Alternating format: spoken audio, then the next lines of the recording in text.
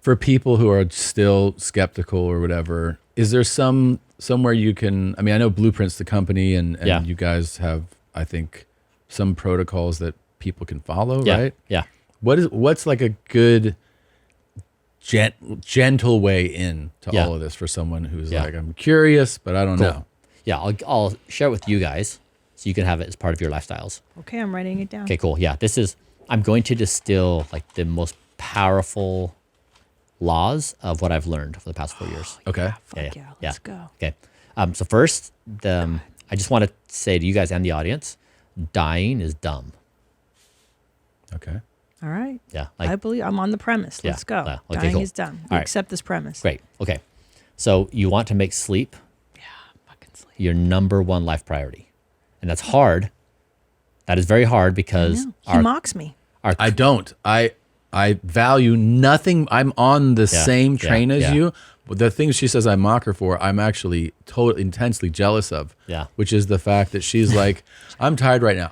And just fucking goes to sleep whenever she wants. Yeah. At any hour. Yeah. It's insane. Clear conscience, babe. Yeah. So sleep. the hard thing about this though is it's really not built into our culture. We just like sleep whenever we have time. Yes. So you need to build your life around sleep. So here's how you do it. Okay.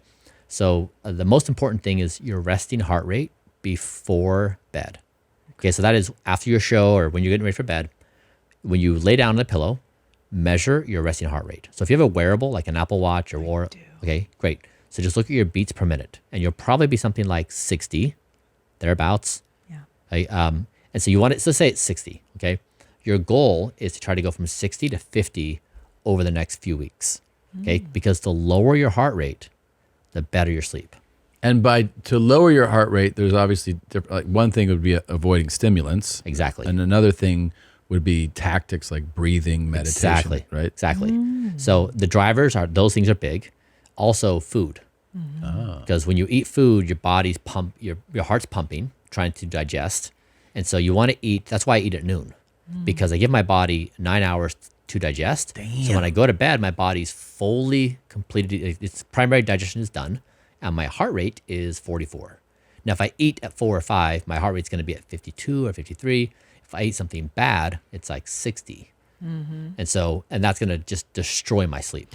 Now, what happens if those people listening are drinking a few beers, having the pizza, and then going to bed? Yeah. What's that look like? It's wrecking their sleep because their heart rate will be up probably 20 beats per minute.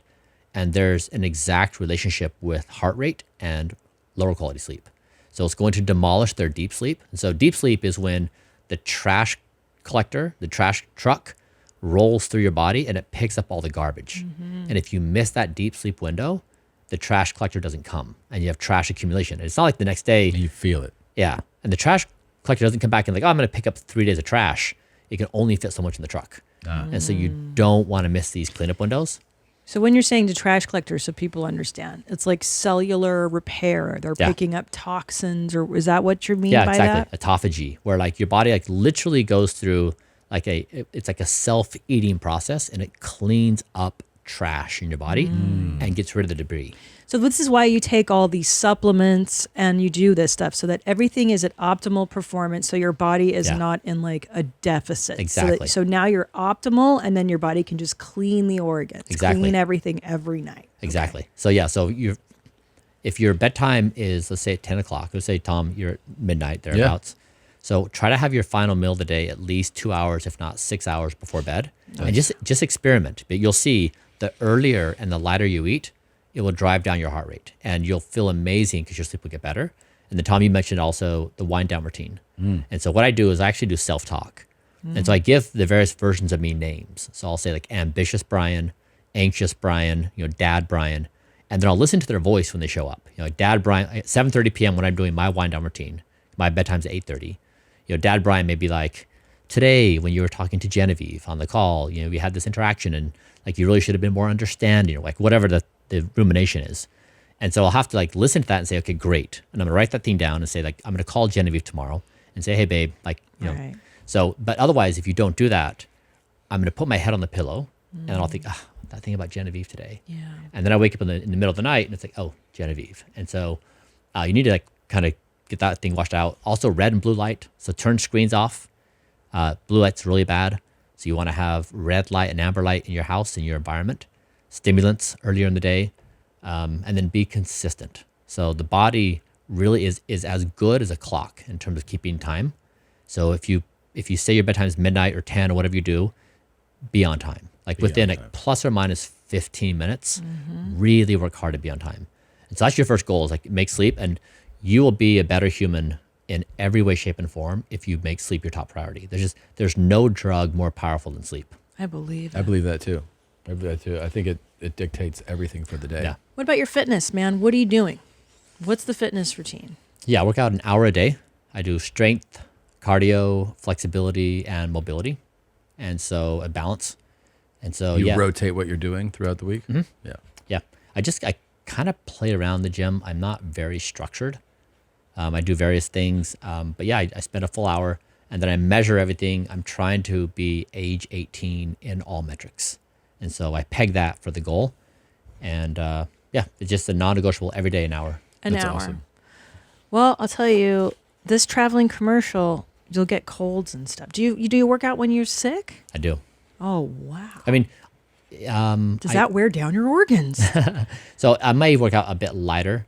Like if I'm feeling really bad, I'll chill, right? Obviously get in the body some space, but mostly I just work through it. Dang. Brian, if I can leave you with anything, get that jet, dude. Thanks. Yeah, I mean, it's complicated though, because like I'm very mindful. Like, why am I packing this big metal thing around for one person or a few people? No. It's morally and ethically complicated for me. I struggle with it. The jet? Yeah. Why, the carbon footprint thing? Yeah. Yeah. And you can easily rationalize it. Trying to live, or you trying to die, man? Get that I know. jet. I hear you. Yeah. And also, I will say, the one thing Tom and I both agreed with you so much. In the beginning of the documentary, you talk about how the mind can tell you what to do. The mind tells you what to eat. And I think the average bear watching you goes, well, where's the joy? You're not eating this. You're not enjoying your Coca-Cola, your pizza, your hot dog. It's like, yeah, but once you realize those things aren't actually bringing you joy. Exactly. This is the lie. I immediately thought of watching your documentary of the book Discipline is Destiny. Have you read that? Yes. I've heard of it. I haven't read it. It's so good. And I think you will actually, it's an easy read. It's by Ryan Holiday. It's very consumable. And it has all these incredible stories about, and the way that it explains the joy, like what you're saying, that discipline brings you, and how the person without them that appears to be enjoying everything, like how they're actually not free. They're slaves to these things that drive them. It's extremely well written. Highly recommend it. I think you would get a real kick out of it. Yep. But how would the average person kick this notion that, well, without wine, without pizza, without these junky things in my life, how will I be happy? How do you kick it? Yeah. I mean, we all know that stuff is misery, right? And I don't think anyone really wants to do it. They just do it. They do. They kind of, it's a cope, right? Yeah, they say they want because they can't stop it. And so they're in a bad state. I've never felt better in my entire life. Like, I've never been more emotionally stable. I've never had like a bigger consciousness. Like negative things don't get to me.